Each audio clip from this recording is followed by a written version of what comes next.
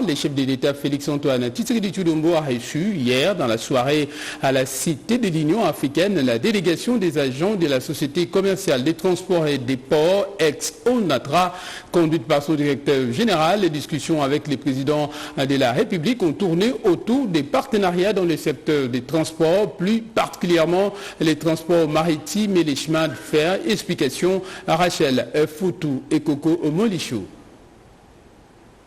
Longtemps considéré comme le fleuron de l'économie congolaise, l'Office national de transport ONATRA connaît depuis plusieurs décennies plusieurs dysfonctionnements. C'est dans les soucis de booster cette entreprise et de mieux comprendre les problèmes internes que le président de la République, Félix-Antoine Tshisekedi Tshilombo, a reçu ce mardi dans la soirée une forte délégation du comité de gestion et de syndicalistes de l'ONATRA. Après les exposés de chaque parti, le chef de l'État a donné des pistes de solutions saluées par la direction générale. Nous avons été reçus par le président de la République au sujet de la modernisation des activités de l'ONATRA, notamment en ce qui concerne le port maritime et les chemins de fer. Nous et les partenaires sociaux, nous avons rencontré le chef d'État pour qu'il nous donne la directive et que nous apportions aussi notre contribution pour que ces contrats que nous allons avoir avec des partenaires soient des contrats gagnant-gagnant. Nous allons reprendre des discussions avec des partenaires pour éclaircir la situation. Tous les points d'ombre vont être éclaircis et pour qu'on puisse mettre en œuvre les projets de modernisation de nos ports et notre chemin de fer. Satisfaction également du côté des syndicalistes qui estiment que leur voix a été entendue par le père de la nation. Nous sommes très contents, nous venons d'être reçus par le président de la République parce que vous savez qu'il y a des sérieux problèmes à l'ONATRA par rapport au contrat entre la RDC et MEC, c'est-à-dire l'ONATRA et les partenaires MEC. C'est un contrat que l'intersyndical, les bas syndicats, nous n'étions pas associés ni de près ni de loin. Et nous sommes opposés par rapport à ces contrats. Et le président de la République vient de nous accorder une audience. Nous venons de discuter. Les préalables du bas syndical sont pris en compte par les chefs de l'État. Je crois que le DG l'a bien dit, les discussions sont en cours. Ici, la route à suivre est indiquée, les jalons est posé. Sur le plan social, le président de la République nous a rassurés par rapport à notre demande sur les 4 mois parce que vous savez que nous sommes en difficulté, l'ONATRA du point de vue recettes parce que nous faisons face à une concurrence imposée par rapport au port privé et il y a baisse drastique des ressources financières.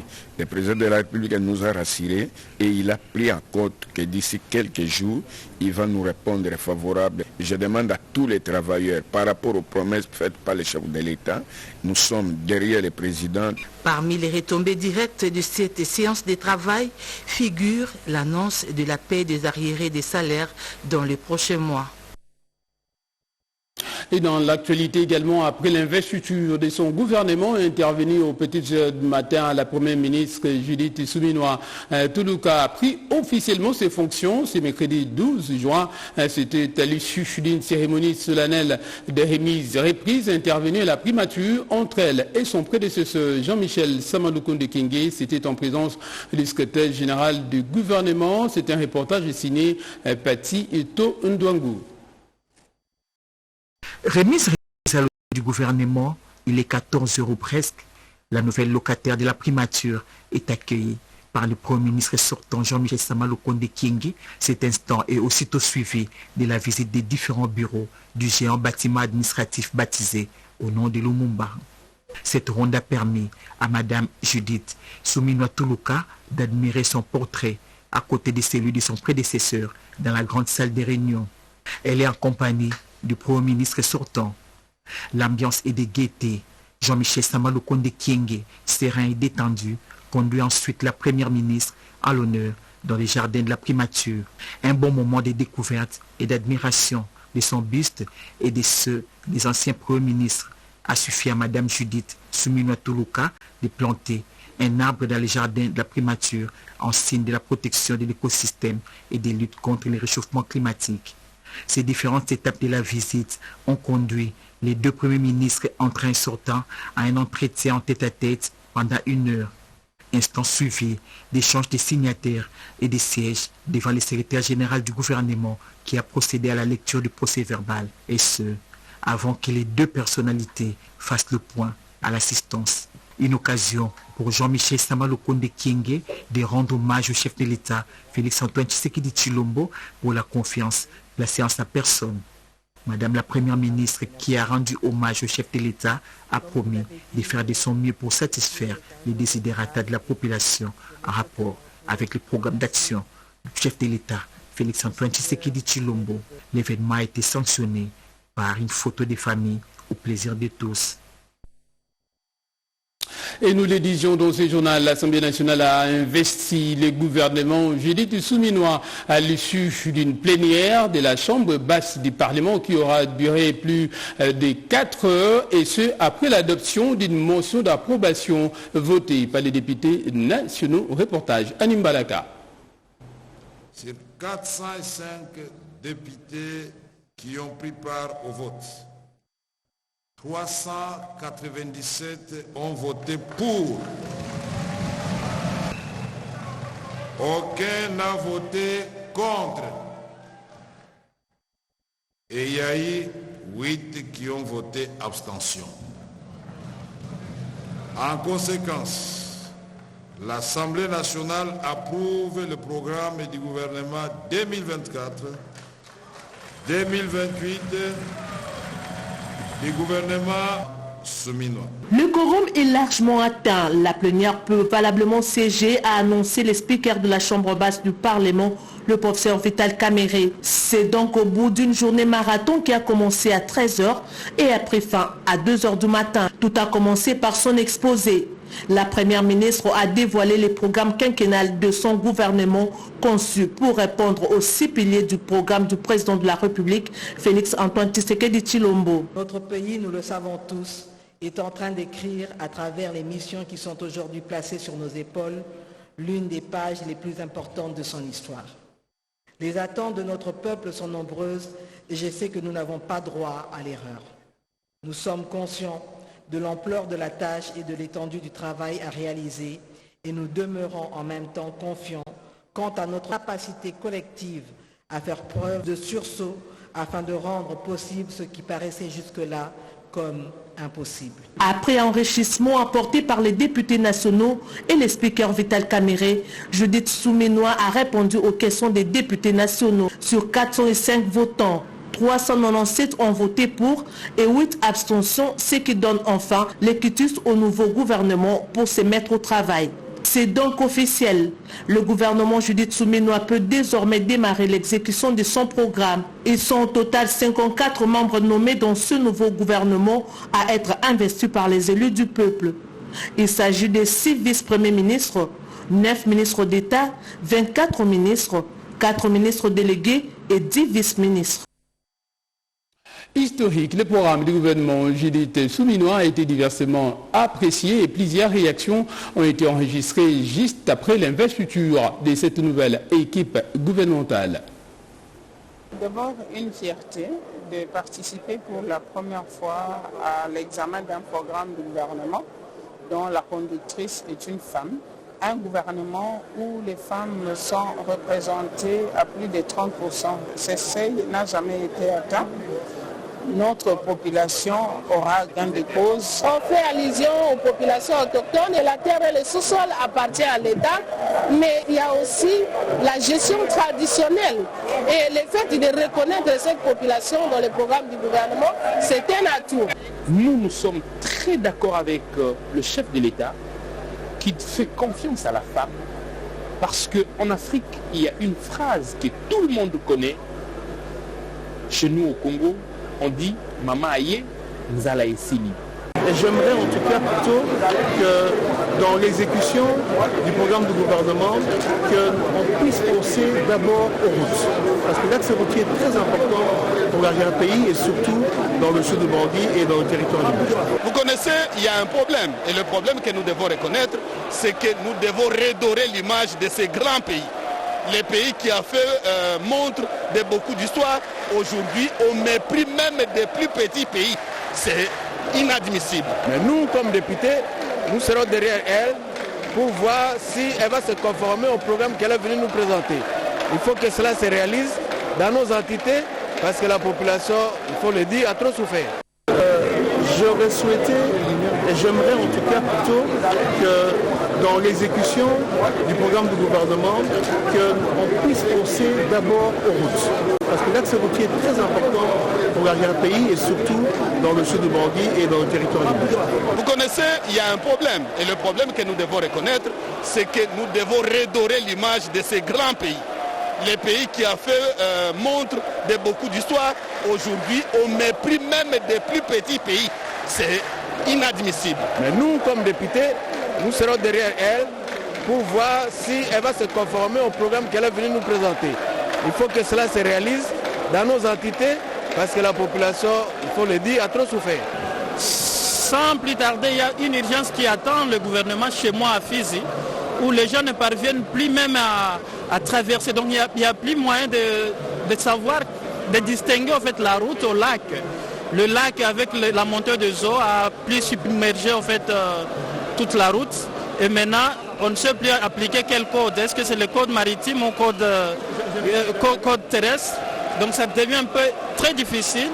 La population attend de nous d'abord de terminer la guerre à l'Est, puis d'améliorer son bien-être. Alors c'est ce que nous allons faire ensemble avec le gouvernement. Nous allons accompagner le gouvernement. Cette cérémonie d'investiture, c'est-à-dire qu'après l'approbation du plan d'action du gouvernement, la première ministre nous a brossé en grande ligne le plan d'action. Ce plan d'action couvre une période de 5 ans. C'est un plan d'action quinquennal. Et ce plan d'action reprend les promesses que le chef de l'État avait faites à la population, mais les engagements du chef de l'État présentés par le chef de l'État au cours de la cérémonie d'investiture. Ce sont les 6 engagements qui sont déclinés en piliers dans le programme du gouvernement tel que présenté par la première ministre. Le travail se passe dans de très bonnes conditions. Alors la chef du gouvernement nous a présenté aussi le budget de ce plan d'action. Et c'est autour de 92 milliards de dollars répartis en 5 ans, en raison de 14 milliards par an. Donc on est dans le bon. Si le gouvernement se dote de ces moyens-là, j'estime que le plan d'action va se matérialiser conformément aux engagements que le chef de l'État a pris vis-à-vis de la population. La tâche est très ardue, mais nous demandons à la première ministre ainsi qu'à toute son équipe de s'engager, d'être plus pragmaticien que théoricien. Parce que le peuple congolais est fatigué avec des théories. Parce que lesquelles théories apparentent comme des théories théorisantes. Une autre ambiance à Rény. Hier, aux alentours du Palais du Peuple, les membres des partis politiques s'étaient massés en nombre considérable pour témoigner leur attachement à leur autorité morale et également soutenir aussi les nouveaux membres du nouveau gouvernement Judith Suminwa. Explication, Anastasie Doumbou. Le Palais du Peuple a refoulé du monde pour la plénière de l'investiture du gouvernement Suminwa. Calico, banderoles, chants et danses, les partis politiques et les associations ont répondu présents à cet événement historique. Au nombre de ces structures, l'on compte les anciens de l'École nationale des finances qui ont tenu à apporter leur soutien au ministre des Finances Doudou Fwamba, l'un de leurs, aujourd'hui argentier national. Nous sommes mobilisés pour venir au Parlement. Comme vous le voyez, vous l'avez vu dans la salle, nous sommes si nombreux pour l'accompagner dans cette cérémonie d'investiture. C'est une cérémonie que nous, anciens de l'École nationale des finances, nous avons estimée très importante, étant donné que c'est la cérémonie qui donne le go pour le début des travaux, des défis qui attendent particulièrement notre ministre, qui est celui du ministre des Finances, son Excellence, M. Doudou Fwamba. Les ressortissants de la province de la Tchopo, précisément ceux du territoire d'Issangui, se sont dit déterminés à accompagner l'actuel ministre de l'Enseignement supérieur et universitaire, Marie-Thérèse Sombo. Nous avons vu qu'il y a maintenant 35% des femmes. Vraiment, c'est quelque chose à féliciter. Nous sommes venus accompagner notre excellence Marie-Thérèse Sombo et nous lui disons qu'il ne puisse pas avoir peur. Toute la communauté d'Issangui et la province de la Tchopo en général est derrière elle. D'abord de remercier le chef de l'État, son Excellence Félix Antoine Tshisekedi, qui a bien voulu, ainsi que son Premier ministre, a donné à l'enseignement supérieur une dame. Première ministre dame, ministre de l'enseignement supérieur dame. Je pense que les femmes ont un penchant pour le social. Nous qui sommes les témoins de Fachi, nous avons trouvé que M. Jacquemain Chabani Loko est le modèle de la constance et de la loyauté politique. Et cela devrait être témoigné et acclamé. Nous estimons que le chef de l'État, au fur et à mesure, est en train d'être plus mieux entouré et que le programme qui sera adopté aujourd'hui par cette Assemblée nationale sera mis en application avec toute réussite. Nous sommes venus soutenir Maman Irène de tout ce qu'il venait de faire pour nous, les blessés de guerre. Nous sommes aussi venus soutenir le gouvernement actuel. Nous sommes aussi venus soutenir notre président, que le Seigneur lui donne une longue vie, de tout ce qu'il vient de faire pour nous. Aujourd'hui, on se sent comme des gens qui sont en vie d'avoir l'air. Nous étions vraiment abandonnés. Aujourd'hui, on se sent qu'on est dans une société. Maman Irène, continuez toujours votre travail. Le Seigneur est en train de vous regarder. Notre présence c'est pour accompagner notre ministre, Madame Irène Esambo Diatta, pour la défense du programme du gouvernement. Donc nous attendons que ce sera un programme important pour les personnes vivant avec handicap, surtout qu'elle avait déjà planté les décors dans les premiers mandats. Donc je viens du Congo central pour soutenir son Excellence Madame Irène Esambo Diatta pour sa reconduction et dire merci au chef de l'État pour avoir créé ces postes ministériels au sein de son gouvernement. Et dans le reste de l'actualité, le secrétaire général à l'enseignement supérieur et universitaire s'est entretenu avec les partenaires du numérique juste après la tenue de la table ronde axée sur la mise en œuvre de l'enseignement supérieur en République démocratique du Congo. Reportage. Promulguée en 2014, la matérialisation de la loi cadre portant enseignement ouvert et à distance tarde encore. Le secrétaire général de l'enseignement supérieur et universitaire, Pacifique Ilosio Imonano, a reçu le partenaire du numérique en vue de trouver des voies et moyens pour l'effectivité de ces systèmes palliatifs au système traditionnel. Au regard de la première phase, celle de la mise en œuvre, celle de la validation de notre stratégie ad hoc, il va falloir que les grands besoins de cette réforme puissent être implémentés dans le budget 2025. Ce qui n'empêche pas que, pour commencer, les axes préliminaires puissent être, n'est-ce pas, captés et peut-être institutionnalisés. L'enseignement à distance a comme support le numérique, incluant un accès indispensable aux services Internet. Pour y arriver, un partenariat public-privé est envisagé. Cette mission du ministère a bien aligné avec la stratégie de Huawei pour créer l'écosystème des talents. Et aussi Huawei, c'est une société qui apporte beaucoup de solutions industrielles dans le secteur éducatif. Des échanges salués par Thierry Abankoui, directeur de l'enseignement ouvert et en distance, qui entrevoit déjà la fin des difficultés liées à la mobilité des enseignants et au nombre élevé des étudiants dans les auditoires. Et en marge de la célébration de la journée internationale de la langue française, l'association congolaise des femmes journalistes de la presse écrite en collaboration avec la MONUSCO a procédé à la remise des prix aux lauréats de la 6e édition du concours d'orthographe française intitulé « Une écriture sans faute ». Reportage de Mamita Bangoulou. Les textes de cette dictée française ont tourné autour de sujets bannissant la haine et la désinformation. Les élèves de ces 5 écoles ont abordé cette dictée pour leur apprentissage à l'écriture sans faute et d'assurer la promotion du français. La participation massive des élèves est saluée par l'organisateur qui est la MONUSCO. La MONUSCO apporte son soutien technique et logistique à l'ACOFEP pour l'organisation de ce concours qui vise à réconcilier les élèves avec l'usage de la langue française en leur inculquant nos lectures et en améliorant le... Madame Guiquet, présidente de l'Association congolaise des femmes journalistes et la presse écrite à COFEL.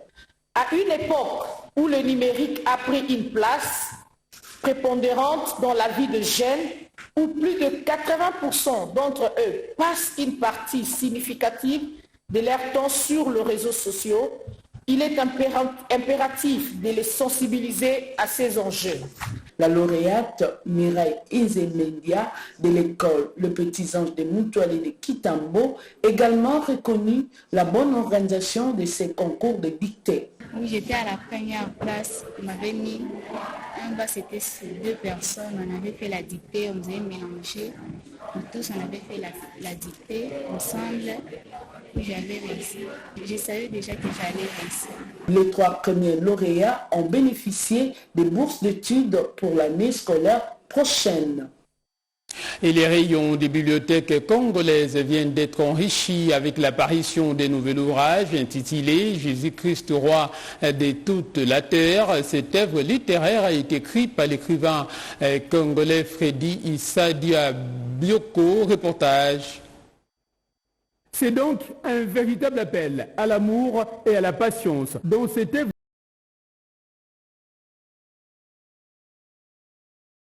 de l'Église afin de les rênes de Dieu et les messages principaux du Christ pendant le millénium. Ceci dans le but de rétablir sa vraie signification et son importance au monde. Il invite également les lecteurs, les peuples de Dieu, à se préparer pour le retour du Christ sur la terre. Au cours de la cérémonie de vernissage du livre « Jésus-Christ, roi de toute la terre », le révérend pasteur Freddy Sadiboko Malembi a expliqué ce que le monde sera au retour de Jésus-Christ, tout en s'inspirant du livre d'Apocalypse du 1er au 7e chapitre. Les responsables du centre évangélique missionnaire roi a relevé quelques signes qui vont précéder cet événement, notamment l'enlèvement de l'Église, les jugements du Christ et le bouleversement de la terre. Paris aux éditions Nouveaux Élans. Ce livre a été baptisé par le pasteur Félix Kabala du centre évangélique Gama. Et un peu plus loin d'ici, le gouverneur sortant d'Ibawele, le professeur Jean-Robert Nzanza, a procédé au lancement officiel des travaux de réhabilitation de l'axe routier Isiro-Bouta sur la RN 25. Reportage.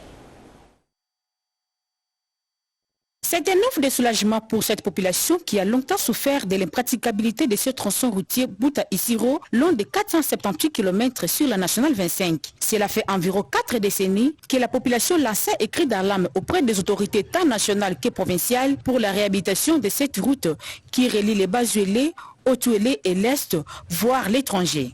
Vaut mieux tard que jamais. Nous les félicitons énormément. Nous ne pouvons que recommander le gouverneur Nzanza entre les mains de Dieu pour sa carrière politique. Dans son mot, le directeur provincial de l'Office des routes, l'ingénieur Jean-Luc Poimbi, explique les types de travaux qui seront effectués.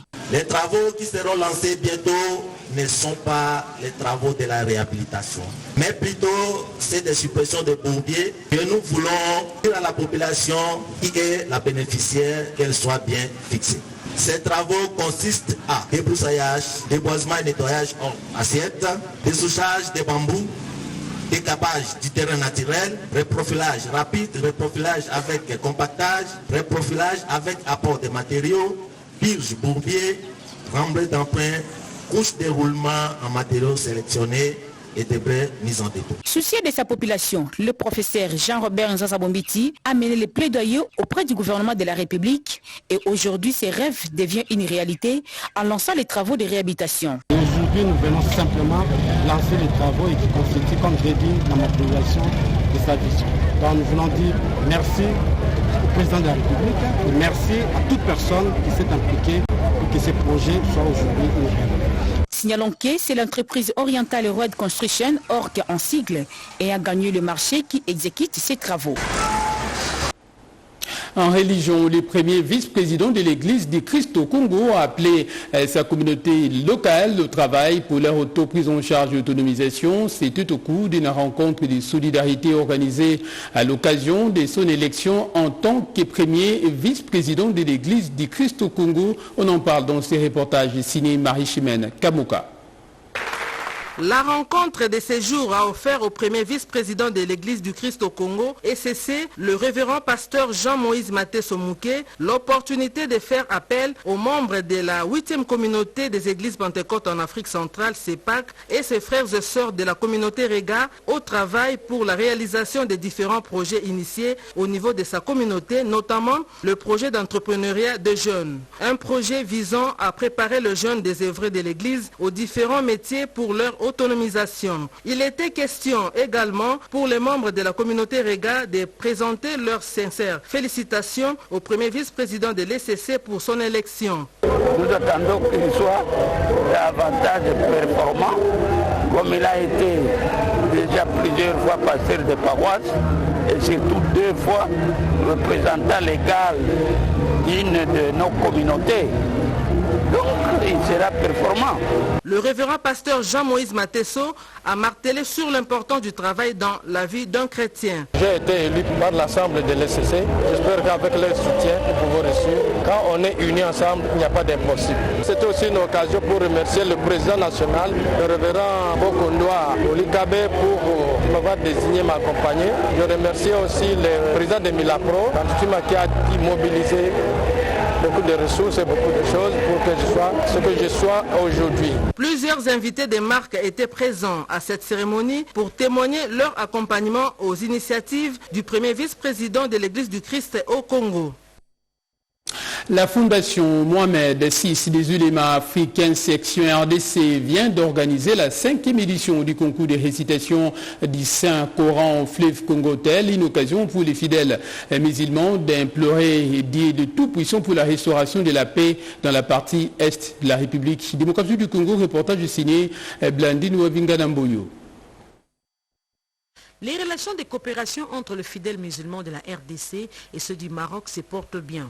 Pour preuve, la Fondation Mohamed VI des ulémas africains de Sa Majesté Roi du Maroc, section RDC, sous la supervision de l'imam Abdallah Mangala, a organisé à l'hôtel du fleuve de Kinshasa la 5e édition du concours de récitation du Saint-Coran.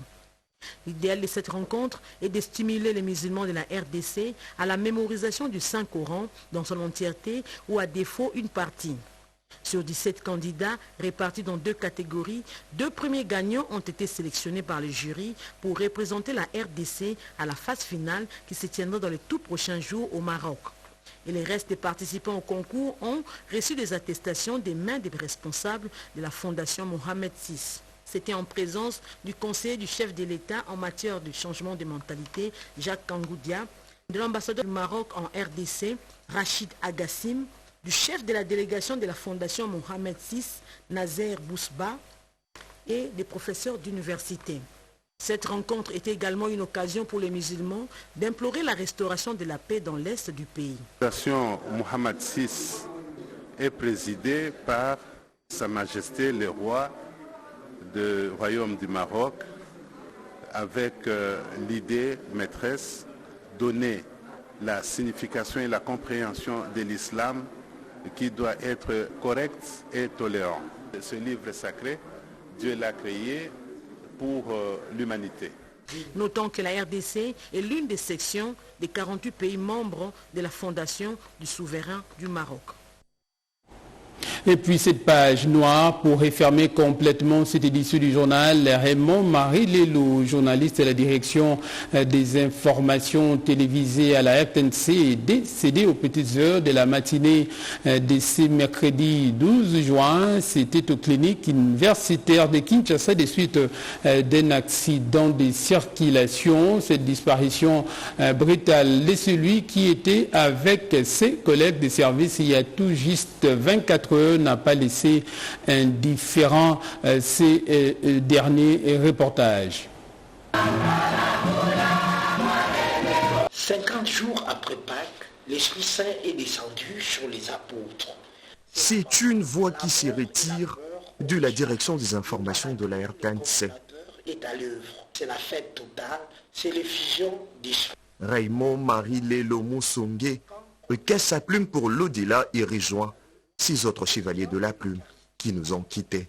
Il y a près de 24 heures dans ces coins de la rédaction, il était assis même dans ses bureaux partageant quelques mots avec ses collègues. Vide ces mercredis, sa table, son fauteuil, sans occupant. Ses collègues de la RTNC ont même observé quelques minutes de silence. Quelques-uns témoignent mélancoliquement celui qui a été ces brillants journalistes de la télévision nationale. J'ai eu la chance de le connaître quand nous étions élèves au collège Ilikia. Lui était parmi les élèves les plus pieux. Et nous l'avons même flanqué d'un sobriquet sans rater. Ce comportement-là qu'il a amené même ici à la RTNC, il était le spécialiste de tout ce qu'il y avait comme activité au niveau de la Senko, de l'Église catholique, de tout ce qu'il y avait comme grande fête liturgique. Donc nous avons perdu un talentueux journaliste spécialisé dans les secteurs spirituels et surtout du christianisme. Quand je suis arrivé à la RTNC, j'ai rencontré Marie-Lélo Loïcic. Il était parmi les gens qui nous ont accueillis à la RTNC. Dans la vie courante, c'était un monsieur très bien. Je garde vraiment de très bons souvenirs. On partageait de tout et de rien, en tout cas avec lui. Cinquantaine révolue, veuf et père de 2 filles. La brutalité de sa mort est si cruelle. Certains en ont perdu leur latin. Et c'est ainsi que se referme cette édition du journal sur notre antenne. Merci de l'avoir suivi où que vous soyez dans le monde. Merci également à toute l'équipe technique avec nous. André Njeka, Jerry Mawassa, Joël Mpiangou ainsi qu'Ariba Kumbu, grâce à qui nous avons pu vous informer. Restez bien entendu sur notre antenne. L'information est en continu en français, également dans les autres langues de diffusion. Moi, je vous dis merci et à la prochaine.